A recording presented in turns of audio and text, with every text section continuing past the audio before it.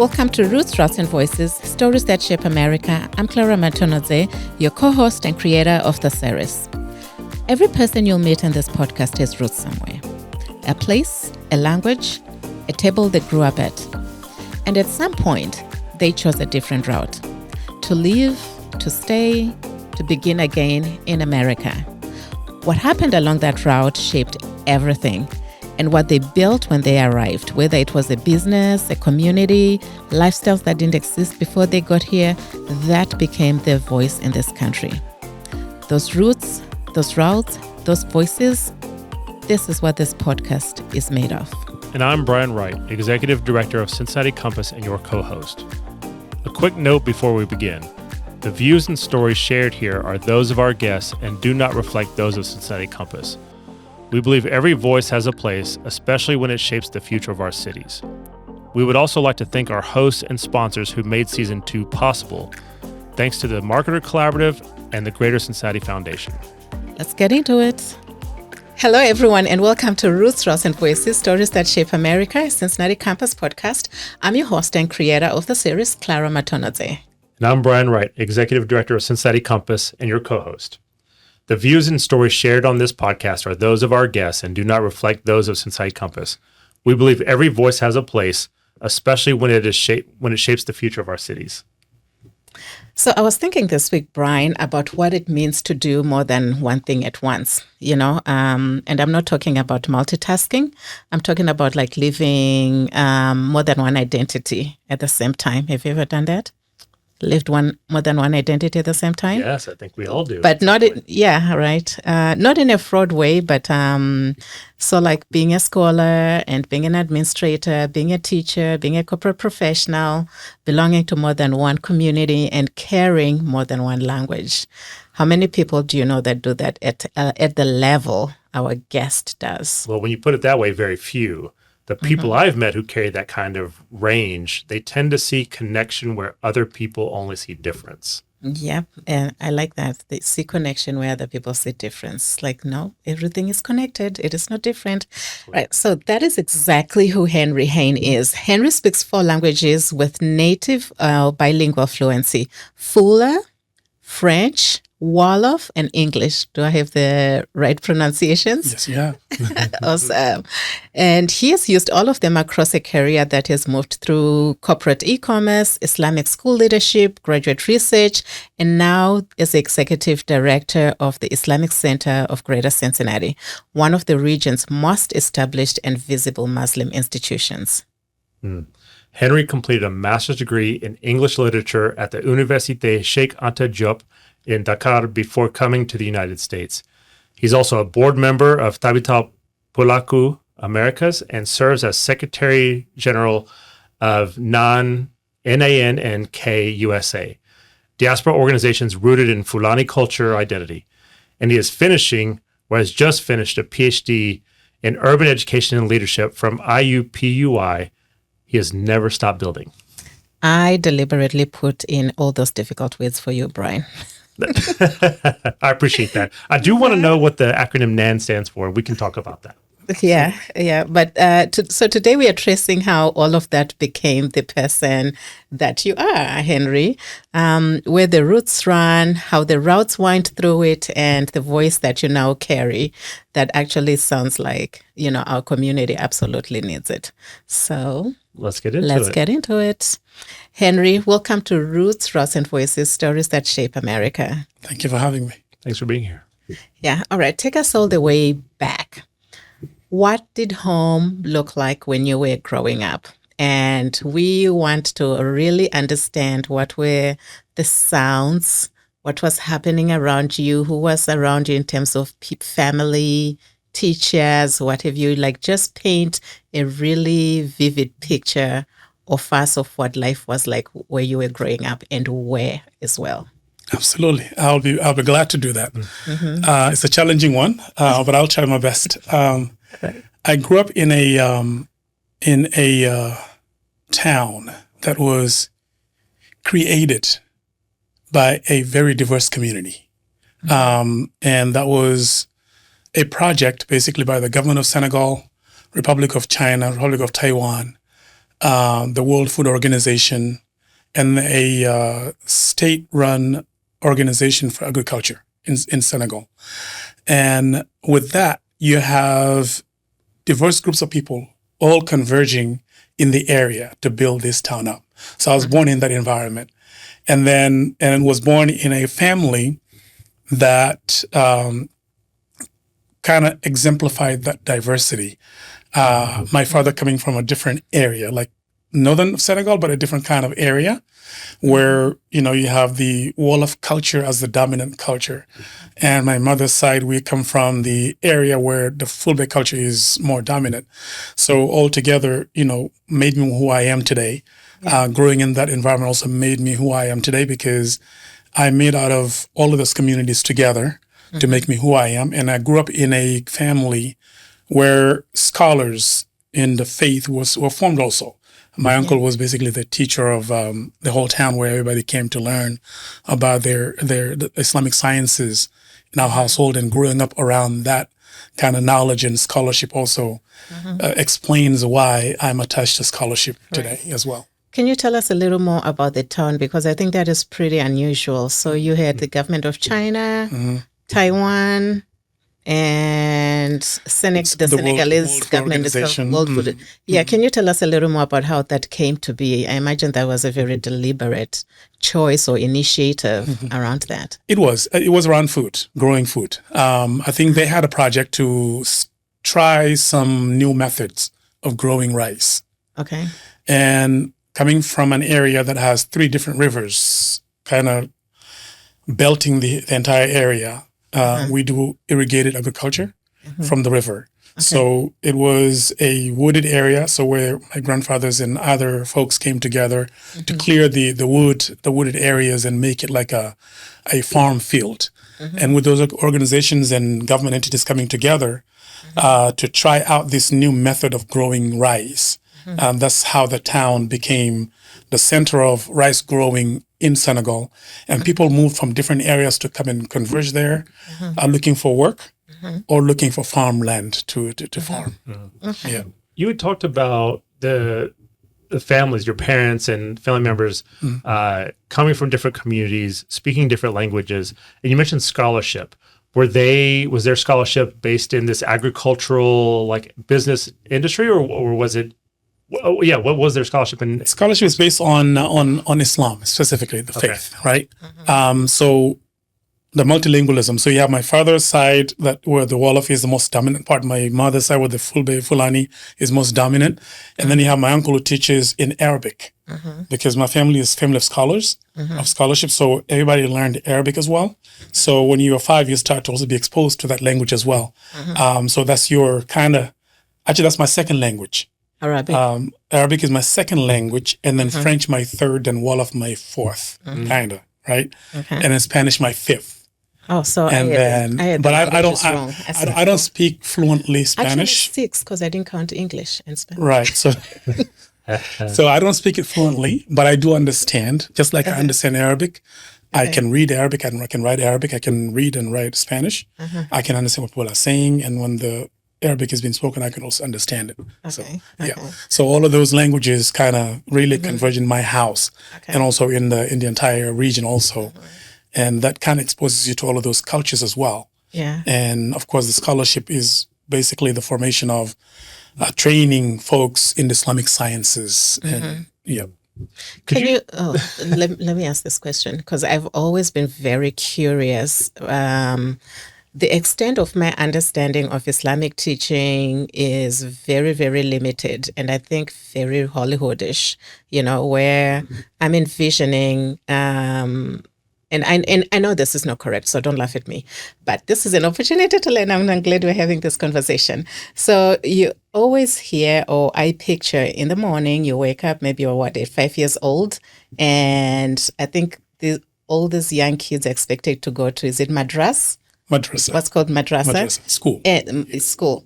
And so what are you learning? Are you learning English, social science, like all the different, is the curriculum similar to, like, say, a traditional school system we have here, and then it's just happening in Arabic?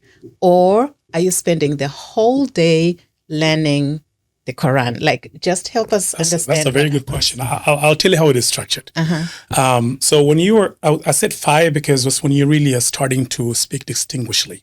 Right. So as soon as you start speaking, they put you in the school. Yeah. Where So you learn. same ages here. Exactly. Right. You learn the alphabet, the Arabic alphabet. You start Okay. with that. And then once you know the Arabic alphabet, then they start putting words, the alphabet into words, and you learn to put them together and sound them together. Once you learn that and you master it, then now they start teaching you the chapters to memorize the chapters. Which And chapters of what? The chapters of the Quran. You start from the lowest one, like the smallest one, which is kind of one of the smallest surahs or chapters. You start from there, and they basically allow you to start writing in Arabic because now you know the Arabic letters, you know the alphabet and all that. You know how to put them together. You know how to put the sounds together. So they let you write it yourself. Okay. And then you come in front of the scholar and he basically listens to you, put the sounds together and correct you where it needs to be corrected. And then they let you go ahead and memorize it. Okay. And then once you memorize the entire book, in my area, we do it differently because you have to go back and do it from the biggest chapter to the smallest for a second time. And then once you memorize all 116 again, the second time, they let you also, they actually ask you to do it again from the bottom all the way up. How long does that take? So one time it can take about 2 to 3 years to do that for the first time.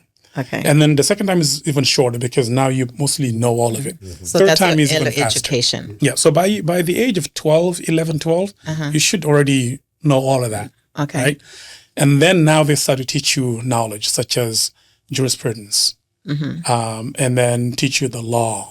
Okay. And teach you like other sciences start coming After in. you have mastered the mastered Quran. it. Yeah. So if you don't master it, you don't get to learn all this other. In my household, you don't.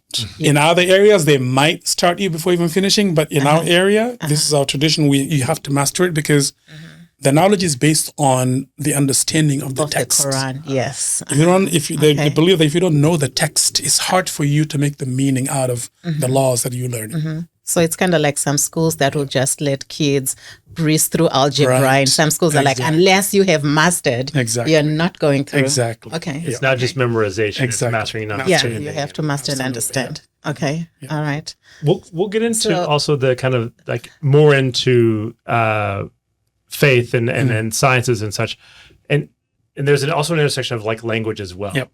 Can we go back a little bit to, you talked about the different languages and rank them like the order that you understand, speak them, but also you grew up around all these languages.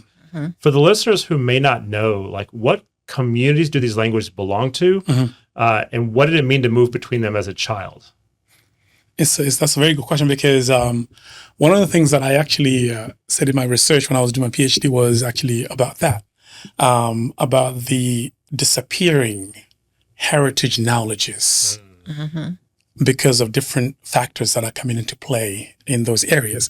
So once you hit 6 or 7, sometimes we start at 7, but 6 years, 7 years, you go to school now, right? You're in regular secular school. That's where you're exposed to French because French is the official language. So it's not a Senegalese language, but it's the colonizer's language, or it's the official language of Senegal.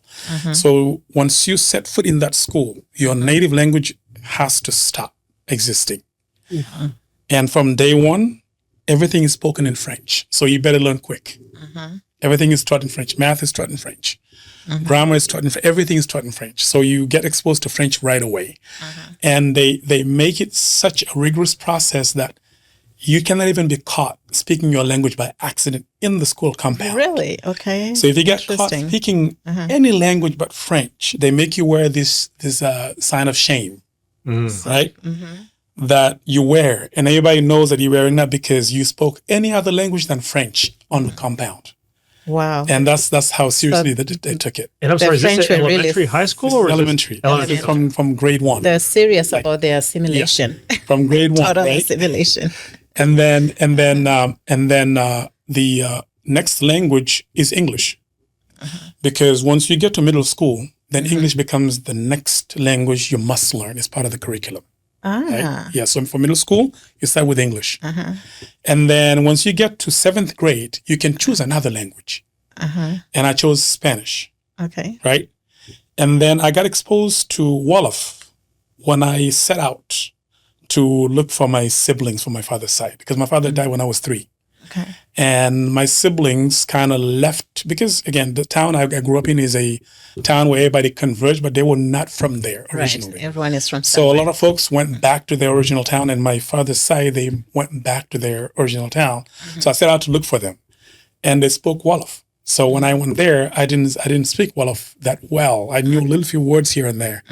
And when I started speaking to them, they were laughing at my Wolof. I'm like, that's fine. At least I'm trying to learn it. You guys don't know how to speak my native language.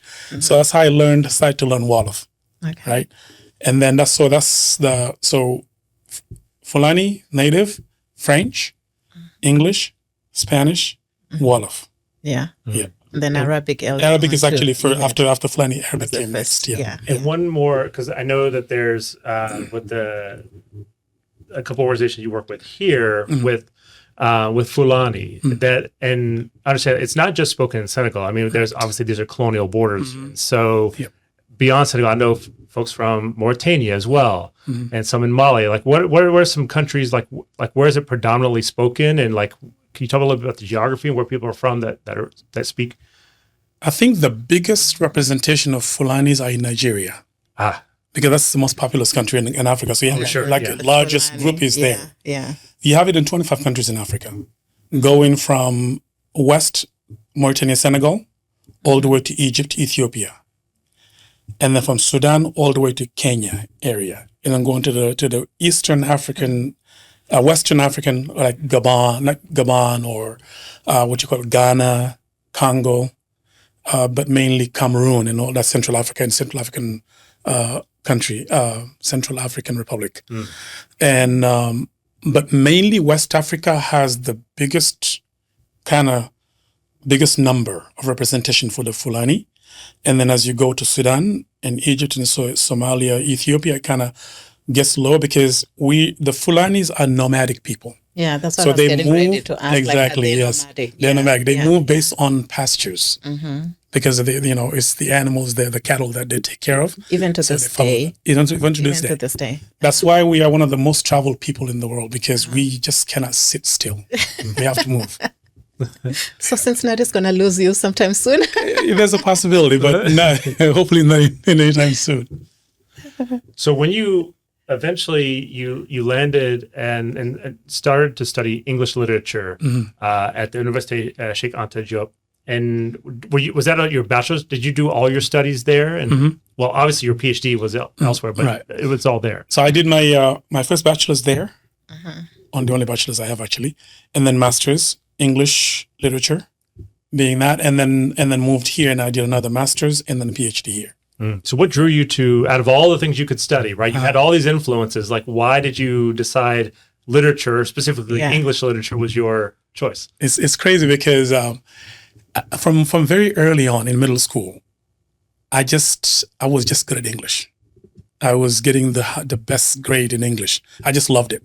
So I'm always listening to the Voice of America, BBC. That's what I was listening to. I didn't even listen to any French radio show or anything. All it was BBC, Voice of America, CNN, all those like English speaking shows.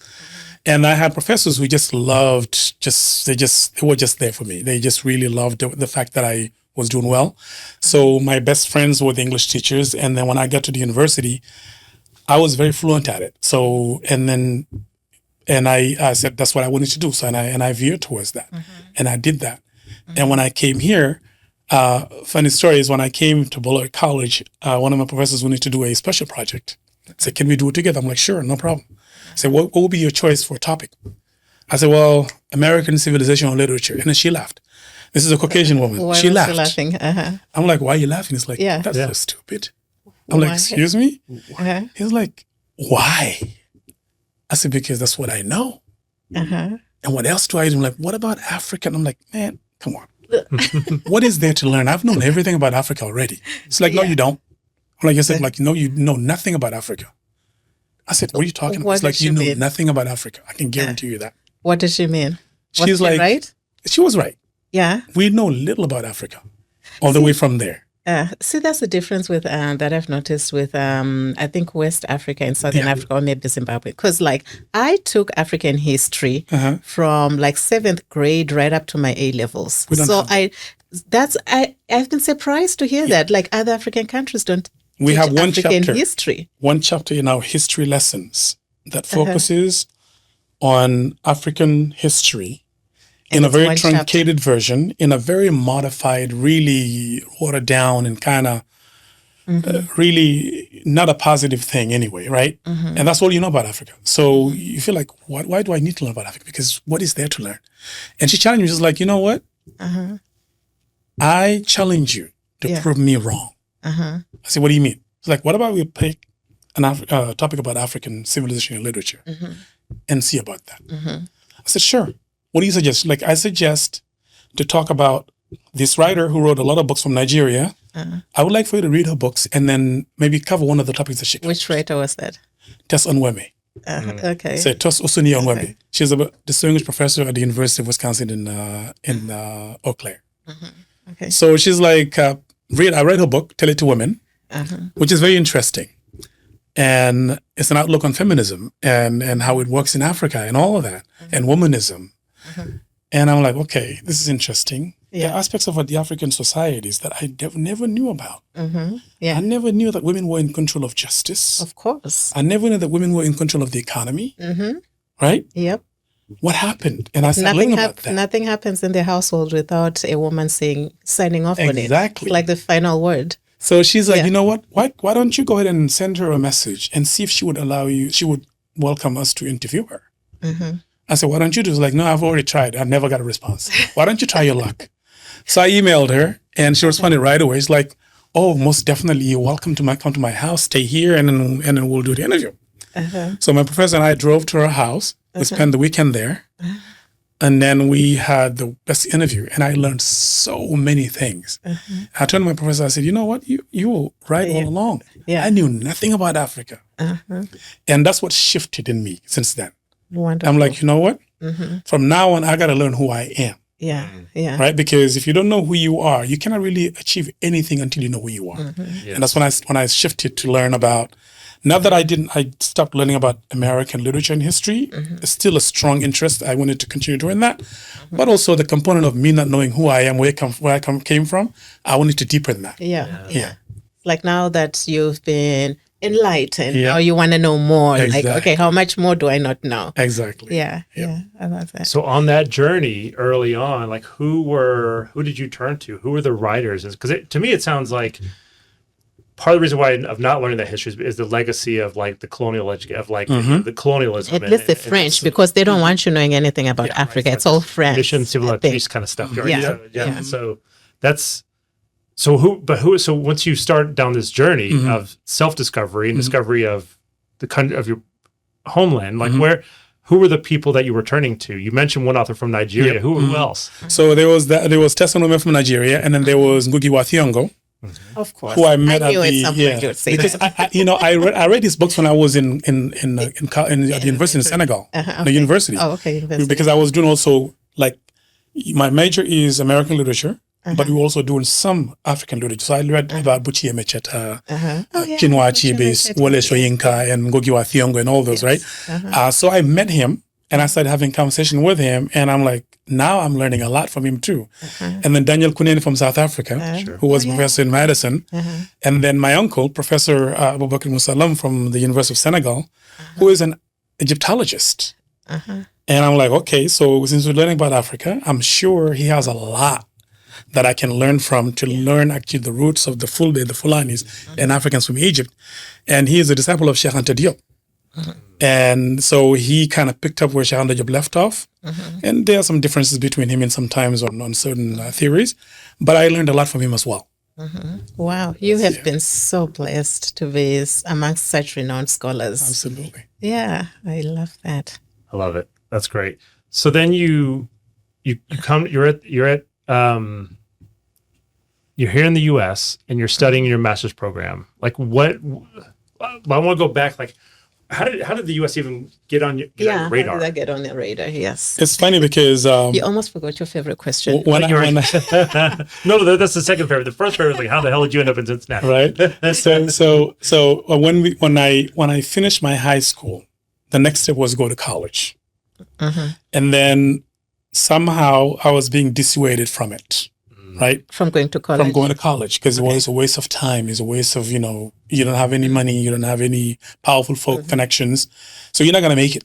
So it's for the people who have long connections, stuff like that. Right. No, not that, but kind of become a teacher, kind of. Okay. I said, no, I'm not interested in that. I said, what do you mean? I said, I want to go to university. I want to earn my degrees, right? And then I went there, and there's a lot of corruption happening. And a lot of politics being played. In academia, yes. Despite my high grade, I found out that I was not even on the list to be accepted at the university. And school starts in October. So I was there until January. I still couldn't get in. But I stayed there. I'm like, I'm not leaving because I came here to learn. I am gonna learn. So I stayed there and talked to a few folks here and there. And then nobody wanted to help until I talked to one uncle of mine who was teaching Arabic at a high school. I went to visit him, and he's like, did you ask your uncle, Professor Lum? I said, yeah, I did talk to him, but he's like, go find someone that you might know who's a family member who can help you. And he's like, what? This is to get into university? He is your uncle. What are you talking? I said, maybe he didn't recognize me.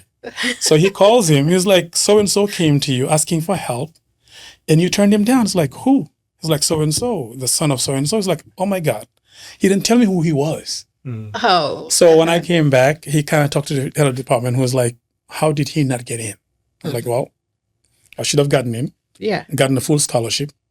Gotten a dorm room. But I didn't get any of that. I said, I don't care. I just want my name to be on the list so I can at least study. Yeah. So I studied. So as I'm studying, I'm getting a lot of people pushing here and they're saying, you got to do, go and become a teacher, get in here, get to this. I'm like, I'm not doing none of that. And that's why I said, because I'm going to the U.S. Because everybody dreams of coming to the United States back home, right? Yes. I said, I'm going to the U.S. And they laughed. And I said, why are you how laughing? are you going to get there? I said, you're poor. The parents are poor. You have no connections. How are you going to get there? Yeah.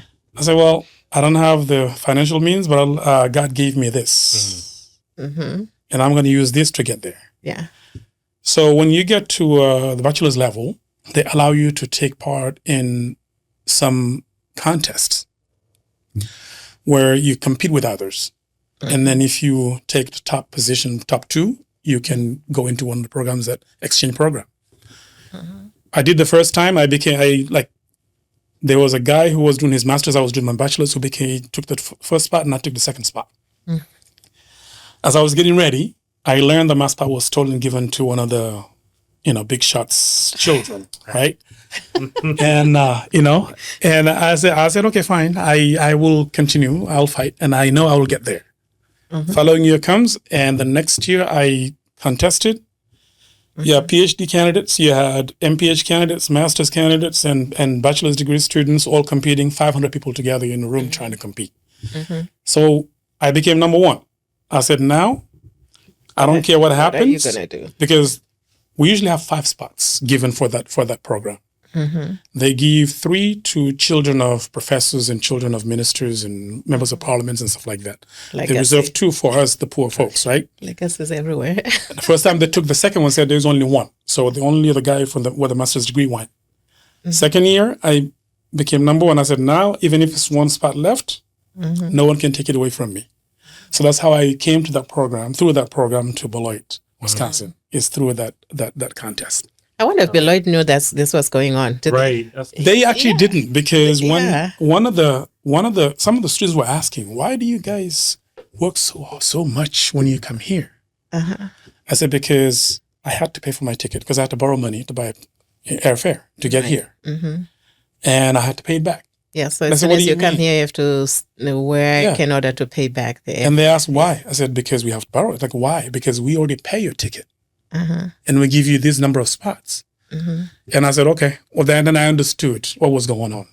But, they probably know what's going on. Yeah. Wow. Interesting. I wonder if that's still going on. What year is this? That was in 2001. 2001. It's still going on. It's still going on? So you landed in Wisconsin in 2001? And how long were you in Wisconsin? I think I was there for 2 years or 2 to 3 years, I think. Yeah. And then where? And then Indiana. And what brought you to Indiana? And Indianapolis specifically, or? Indianapolis. Okay.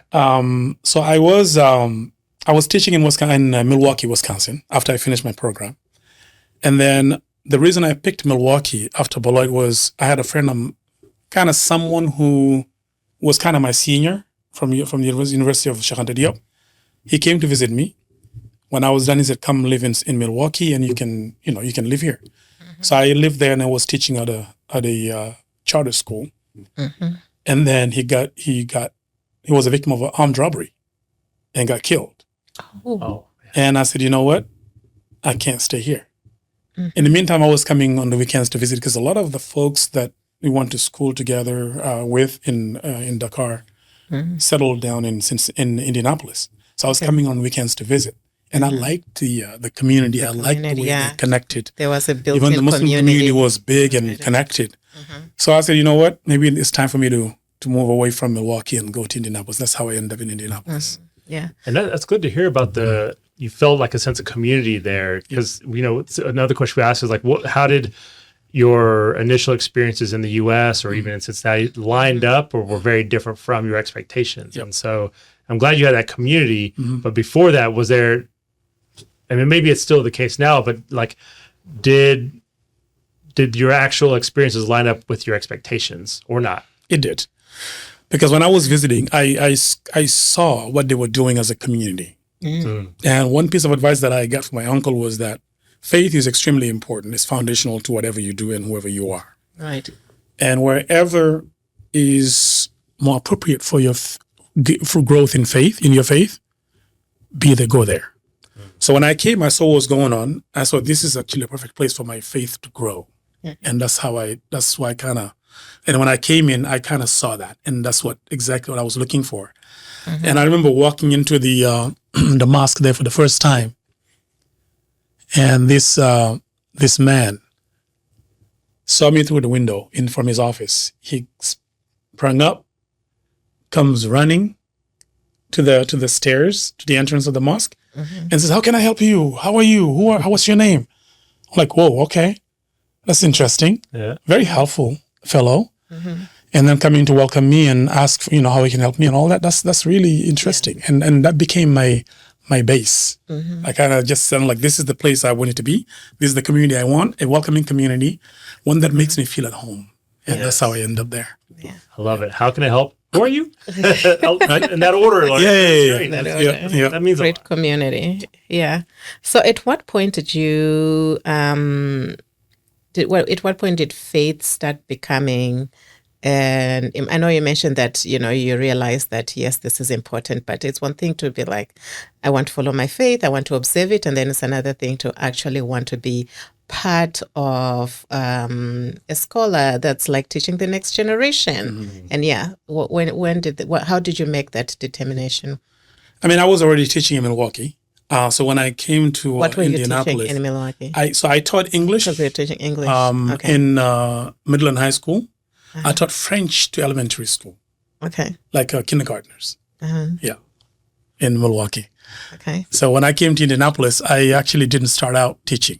Mm-hmm. I actually worked for this company for 11 years. In the meantime, I got connected with the mosque, and there was a full-time school there. Mm-hmm. And I decided, you know what, I want to volunteer teach. Okay. And so that's what I was doing. So I was doing part-time there, volunteer teaching, and then after that, go to work, and then work at that company for 11 years. Mm-hmm. And then during that whole time, they were trying to convince me to just leave that place and just come and be a full-time teacher. Okay. And I was really resisting. At the mosque? At the mosque. Uh-huh. I was resisting just because, this place that I was at, of course, offered more because you have benefits, you have all the pay and all that. So this is where my bread was coming from. So I didn't want to just sacrifice it and then go to a place where I'm not even sure whether I'm going to get the pay that can help me make ends meet. Right. But in any case, a friend of mine looked at me and said, you know what? You've been running away from this profession all your life. Mm-hmm. You still don't realize this is your calling. Mm-hmm. I said, what do you mean? It's like, this is your calling. Whether you realize it or not, this is what you're called to do. What made him think that? Yes, What about it? It was just people like just kept asking me, why don't you just go and transition to this? And then I just kept running, right? Yeah. I'm like, nope, I want to focus on this. It's like, you don't see it, but I see it. Yeah. I'm like, okay. So once I realized, this is what it is, I still didn't feel comfortable leaving that place and focusing on teaching 100%. Just because I also saw the politics being played in that place also. I did not want to be under the control of the leader there. And so I just hesitated. So when I had an opportunity to teach at another school, I did. And then when I was approached to leave the school, then I said, okay. Then I decided, this is it. And I just jumped into it. Yeah. And this was leading as a principal. As a principal. Because at that time, I also was doing my master's in critical education as well. Critical education, okay. A word from our studio home this season. Roots, Routes and Voices records at the Marketer Collaborative at 15 East 14th Street in Cincinnati. It's a space built for people who believe that creative work and meaningful work belong in the same room. We do too. Schedule your tour at themarketercollab.com. So you were simultaneously doing graduate research at IUPUI in nanotechnology and STEM education. Is that right? Yep. All right. 2 full-time roles. What was driving you to do? Why not just simplify your life and just have one thing? Like what was the drive there? And it becomes boring. It was boring? It becomes boring, It becomes boring. So, it's like, let me make my I have life to be busy at difficult. all times. I have to be doing something at all times. It's just the way I grew up to be, and having free time this doesn't rhyme with my rhythm, right? And when I saw the opportunity to make an impact, No, I can't even say because I don't know what that means. Yeah, to make an impact. Free time. Right. So I saw an opportunity to make an impact on underprivileged youth in our schools. Okay. With STEM education, I said, you know what, this is something that I want to do. And when my professor at the time approached me and said, do you want to be involved in this project? I said, absolutely. And I was in charge of recruiting students. And when I came in, there were kind of groups being targeted as the primary students to recruit from that I felt didn't really align with the grant that we had. Because the grant is to expose youth in underprivileged areas to STEM education and all the equipment that they need at the university, where they have labs and all of that. Whereas at their schools, they don't have that. They don't have the equipment. They rarely see any lab, let alone see the equipment that they see at IU. Oh, wow. So I said, okay, these are the kids that we said we were going to reach and see if them having access to labs is going to pique their interest in the STEM education, in STEM fields, you right? I think, yes. Yeah. That makes a big difference. Yeah, and that's why I'm like, you know what, I'm going to be in charge of that, and I want to make sure that I get in the right people, and that's why I got involved in that. Okay. That's fantastic. And it sounds similar to like the personal experience you shared earlier around the scholarship to come here is that who has access. Exactly. Yeah. And it seems like having that experience and seeing what you're doing now to open up opportunities for kids and families that have a lot of potential. They just haven't been given the pathway, the opportunity. Absolutely. And you open that door to do that. That's fantastic.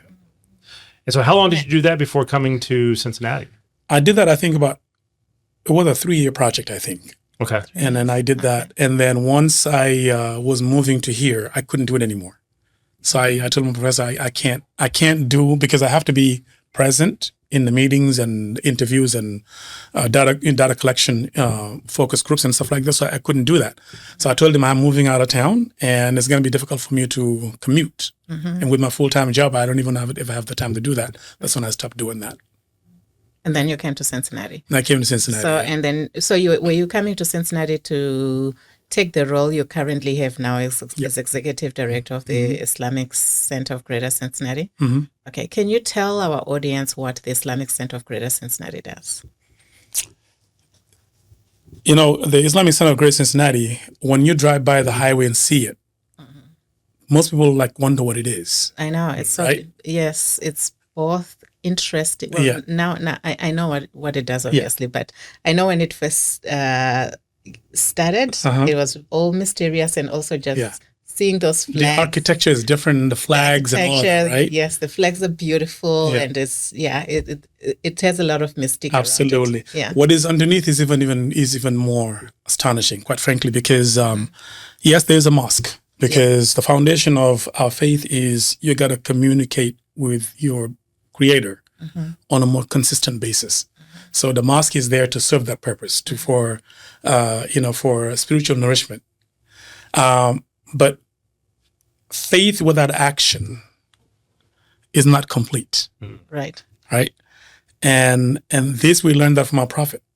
You have to connect with your God, because there are two aspects, right? There's a relationship between you and your Creator, and there's a relationship between you and the created. Okay. And both have That's humanity, the created. Yes. Both have to go in parallel. One cannot exist without the other. So in order for you to complete your faith, you have to be an agent of change, right? And that agency is what makes ICGC what it is.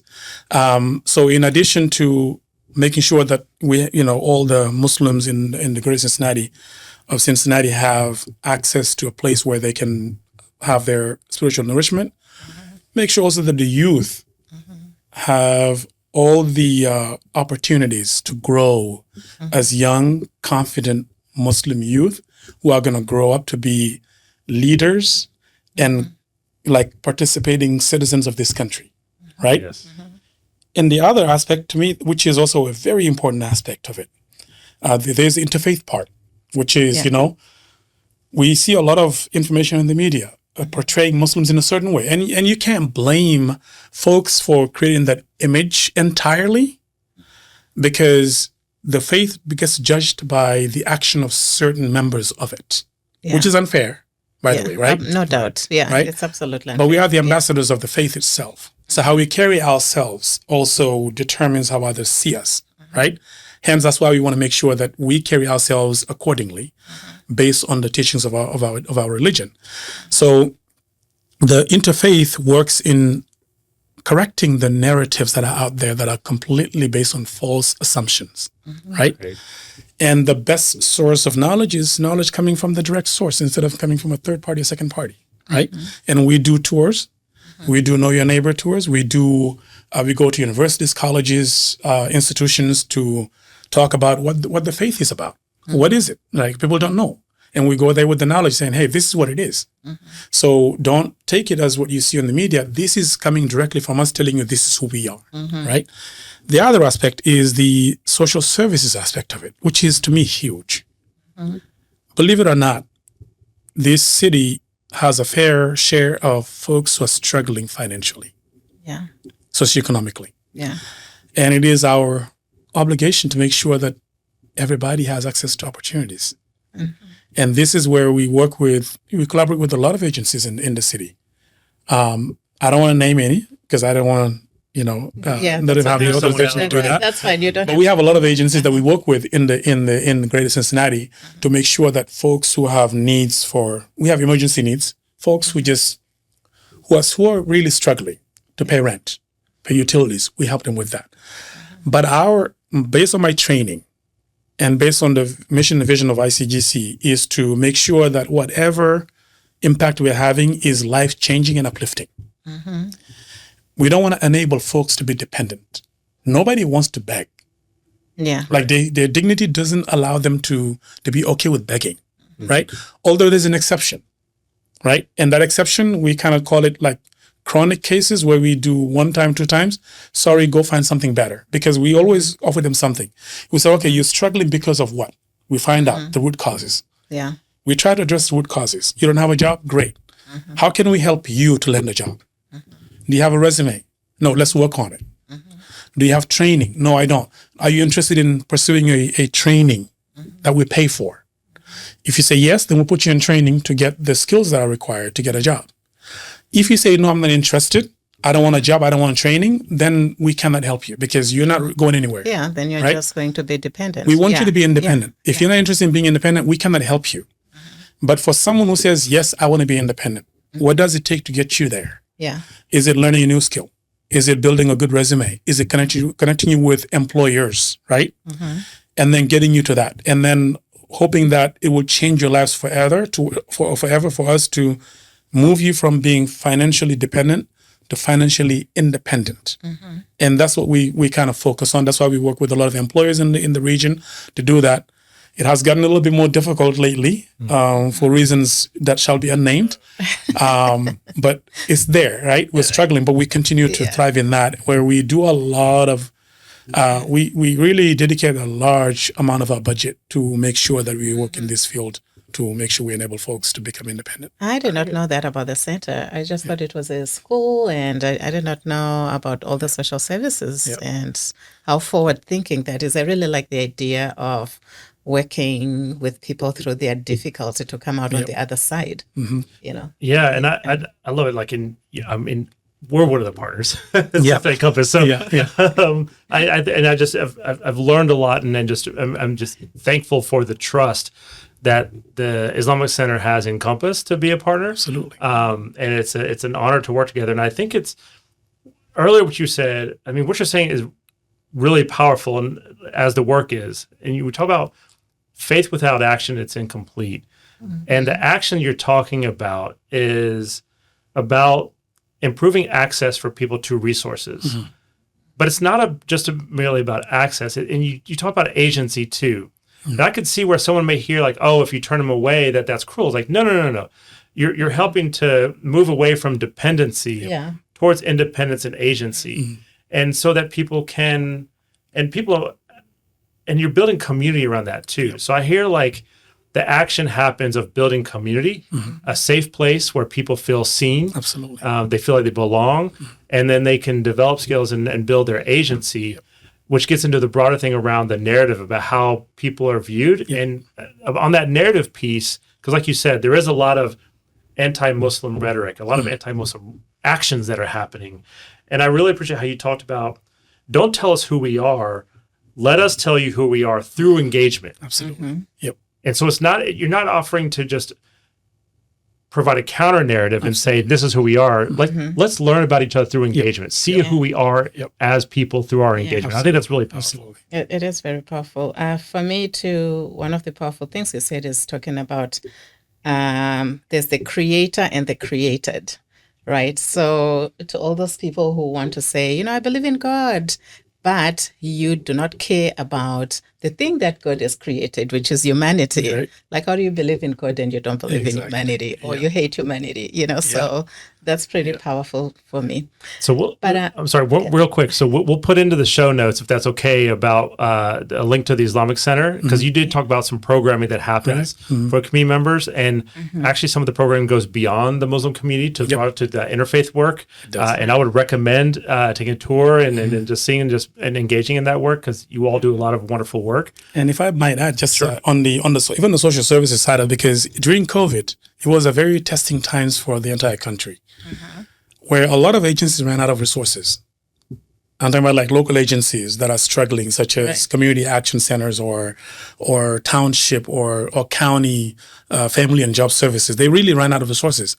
And one of the things that happened was a lot of these agencies, because we've worked with them for so many years, they said, hey, we ran out of resources. Are you guys able to help these folks?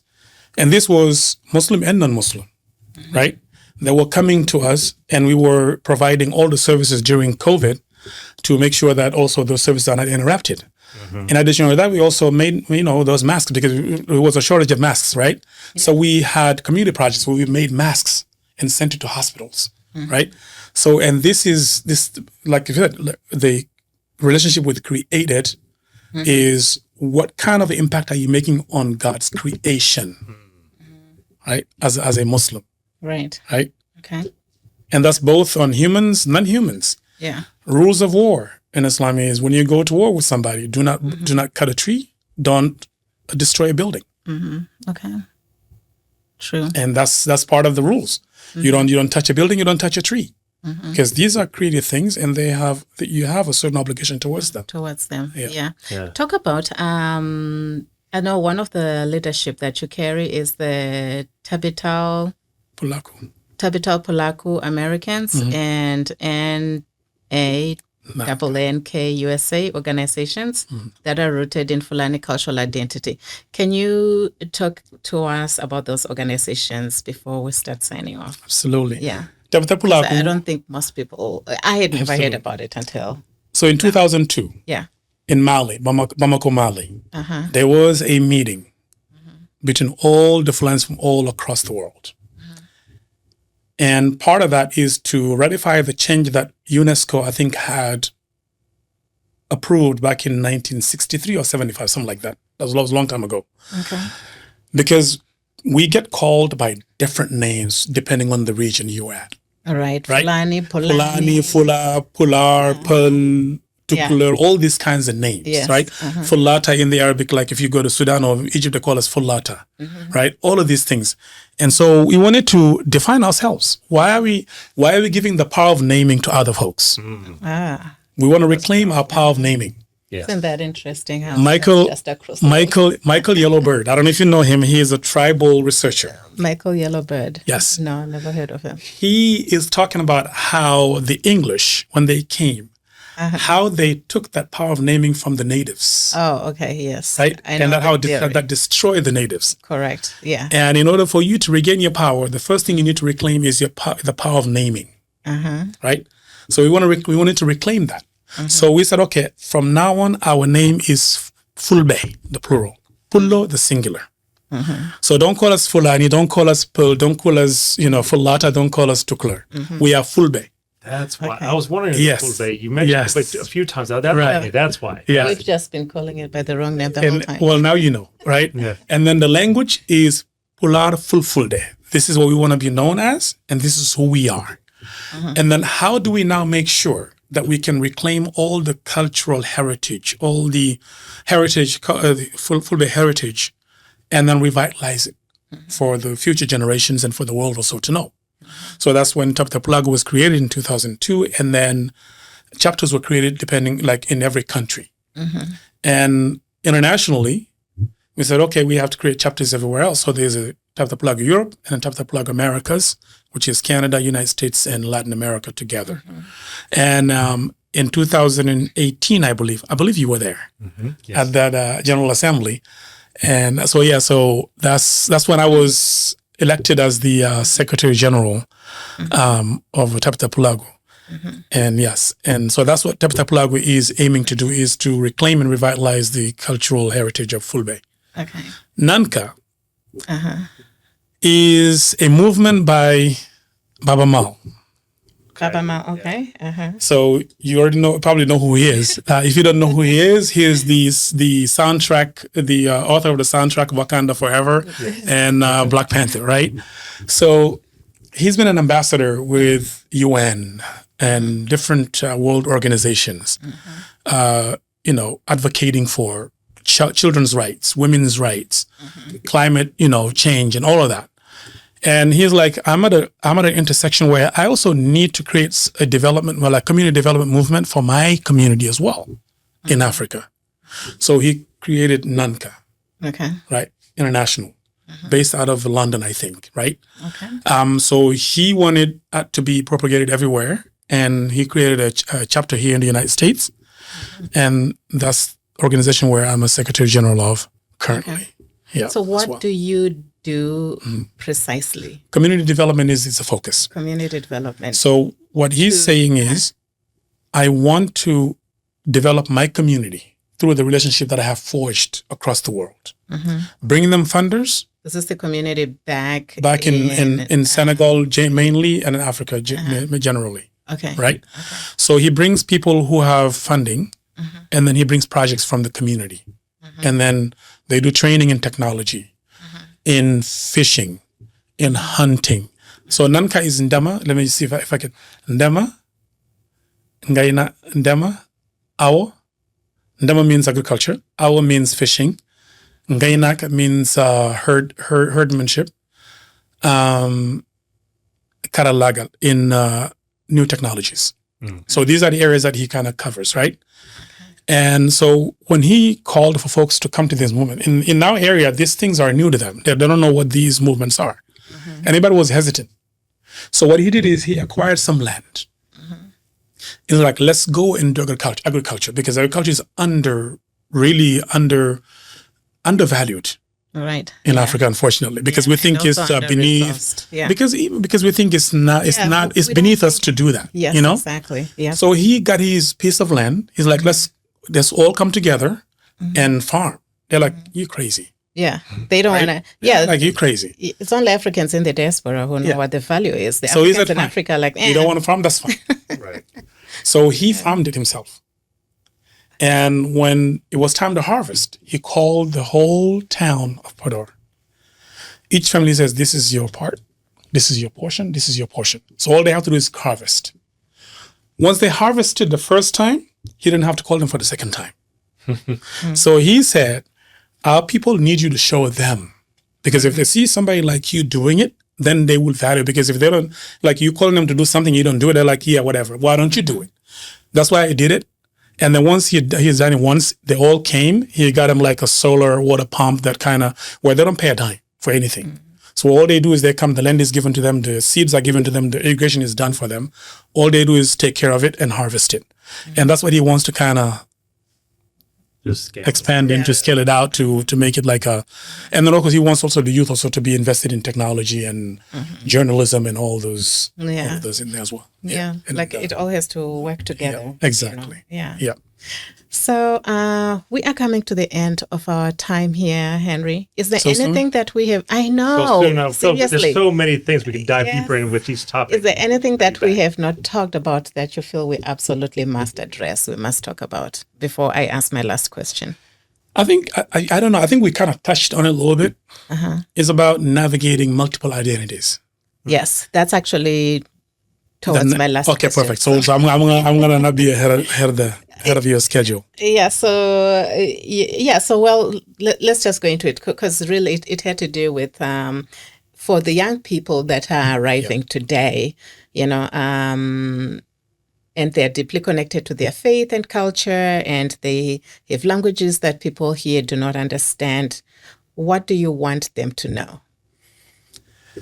So I think everybody, I don't care who you are and what race you're from, you have more than one identity that you're dealing with. Everybody has more than one identity they're dealing with. Yes. And one doesn't have to win over the other. Yeah, right? True. You make it your own. So like this identity is not less important than that identity. They're all equally important to you. So take them, mix them up, create an identity that you can live by, right? Not abandoning any one of them, right? Because I can't even count the number of identities that I have. Personally, I don't, right? When I was a kid in Senegal, I had I'm a Pullo, right? A Muslim, going to a secular French-run school, right? So that's 3 right there. Then I leave and I come to the United States. Now I'm a immigrant, a foreigner in a foreign land, right? And I'm building a new identity now in America, right?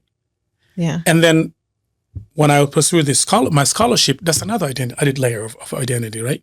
And then as a leader of a community, that's another layer. How do you work all this together? Right? It takes a process. It's a learning process. You got to learn. You've got to learn through it by doing it, right? And it's okay. Yeah. Right? You might be at a point where you're not sure where this one fits and where it fits, but you will find out soon enough where it fits, and it's okay to fit it in there, right? And I say this because a lot of the immigrant parents, they struggle with this because their children have this hybrid identity, right? Where they're children of immigrants that come from a place that has these identities. And the expectation is they are going to embody those identities, right? And embrace them. And then they have this identity that only is present right here. Yeah. And a lot of the parents, they think this is a threat to this. And I'm not saying they're wrong. There's a possibility that, it's a threat to this, but it doesn't have to be. Yeah. Right? You can learn your parents' native language. You can learn about their culture. You can learn all of that, but it doesn't stop you from being who you actually are. as an American kid, Mm-hmm. right? Yep. That's what makes America actually great. Yeah. Yeah. Is the land of opportunities where you can actually make your own identity, right? And doing all of that. Yeah. And parents need to understand that just because this identity exists doesn't mean it's a threat to this. They need to learn that their kids are struggling with the navigation between these identities. Yeah. And their job is to help them make it make sense. Yeah, I hear what you're saying. And, I think the struggle is really America is a country that likes to box people and identities. Check this box, check that box, check that box. So I absolutely understand what you're saying, because I'm also one person who has struggled with checking that box, because no, that doesn't really fit, me. That doesn't fit me. That doesn't fit my kids. That doesn't, where is the box? And there are no multiple boxes. So it makes a lot of sense. And maybe that's like a deeper conversation on how do we change the narrative around the expectations of us just boxing into each other into like a singular form, and embrace these many other forms that we'll bring to the table. Right. And I feel like what you're talking about is starting to make that shift, right? And we so often hear and talking like other guests on this podcast and just in the community around like, well, in some circles, I'm not enough here. I'm not enough here. And so we hear about that middle space, like you said, right? Like you can be all those identities and they don't have to be in competition with each other. So I think you're finding that new way. And what I've heard from others is this living within the hyphen. That, that it is like Asian and American, African and American, or like youth scholar, and so it's like you can be both in that hyphen. Now it's like you mentioned, there are challenges with those, both internally and then the external pressures. Absolutely. But I think there's a space in that hyphen to live within. Absolutely. And I think what you're talking about is creating that new space and opportunity. And in the work that you do, you provide a comfortable space so that people can explore all aspects of their identity and be comfortable with those. I think that's just great with the work you do. Yeah, so I think on that note of Bryan telling us how much we need to live within our hyphen or trying to live within No, I'm not telling you anything. Actually, can I just add one more element? Please yes, do. Absolutely. Important, yes, absolutely. Because, Yeah. there's a difference in how each society sees what is a norm and what is out of the norm, right? Yeah. Because like I said, we like to box people in certain things, right? And there's nothing wrong with setting rules. I'm not, listen, I went to this conference in Virginia. I'm not going to tell you which university it was. I was shocked to actually, I was shocked that I was invited to that conference because I'm like, what am I doing here? Like, why did you guys invite me, right? It's a neoliberal liberalism, like a new liberal movement, right? Where they feel like the individual right should trample over collective rights, right? Yes. I'm not okay with that. I'm not okay with that. As an individual, you live within a community. Right. And the survival of the community is extremely important, that you should not be sacrificed for your own individual correct comfort. Yes. It shouldn't be. With that being said, the youth also need to understand that. Like, we're not telling you do whatever you want to do. You want like that individualism thingy. I have a problem with it personally because you don't live in this entire world by yourself in a bubble. Right. You live within a community. In order for the community to really thrive, there are certain minimum expectations from each member, right? And we expect that you contribute to the community by making sure also those expectations are met. Yeah. Make sense? Yeah. It's not to restrain because you are free. I'm a Pullo, right? And Baba Mal has sang this song. He says, I am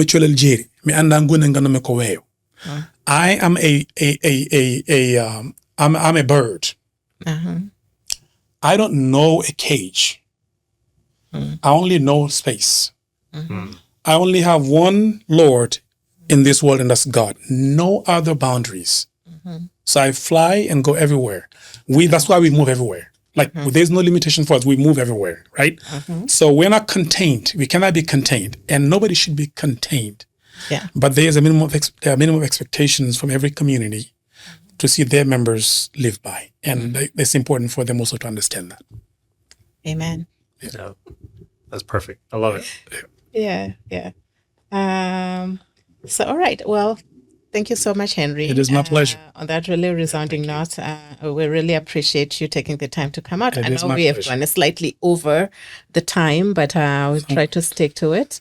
Hopefully that saves me some heartache, because I don't know what Senegal is doing right now. Yeah. I don't want anyone to see yet. Yes, but you really have a rare gift, and Thank you. I think this community is absolutely lucky to have you. So thank you so much, and thank you for being on this show. It is my pleasure. Thank you. And Bryan, do you have anything to say? I want to thank you for your time today, and thank you for the work. I feel like every time we talk, I learn more from you, and I hope that we can love to have you. I would back like to learn from you too, because I need to learn about you as well. I really feel like we need to have Henry back. So maybe that season, but I feel like we need to get deeper into some things that we just kind of touched on the surface. But everyone, you are listening to Roots, Roots and Voices, Stories That Shape America. Subscribe wherever you get your podcast and visit cincinnaticampus.org to stay connected. I'm Clara Matonhodze. Thank you for listening. Thank you for listening today. The voice you heard in this episode is one of thousands in this region. People whose roots run deep somewhere else and whose routes brought them here to this country. We are grateful they led us into their story.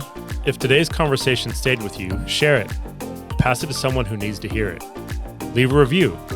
And if you carry a story of your own roots, your own routes, we want to hear from you. Reach out through cincinnaticampus.org. You can find Roots, Routes and Voices on Apple Podcasts, Spotify, iHeartRadio, and wherever you listen. New episodes are rolling out now. Season 2 is made possible with the support of the Marketer Collaborative and the Greater Cincinnati Foundation. We are grateful for both partnerships. Cincinnati Compass connects people to opportunity and builds a more inclusive region. Learn more at cincinnaticampus.org. Until next time. Keep telling your story.